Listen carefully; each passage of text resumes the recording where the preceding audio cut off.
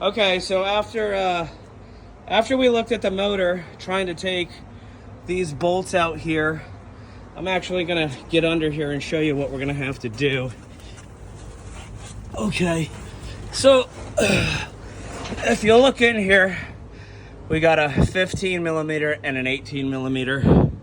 Now the problem is, up underneath here, way up on the top, past those lines, there's two 18 millimeter bolts that we can't reach with a wrench. So what we're gonna have to do is connect the lift, then drop, let me just zoom out here, drop this transmission pan. We're gonna have to put a jack underneath here, drop that transmission pan so the motor can come down a little bit, and then we can get underneath there and we'll be able to hopefully reach those bolts, pull out the motor. Then we could either put the transmission pan back up or fully take it out. We have to take it out anyway, so we'll just see how we are on time. But that is the plan. Let's make it happen.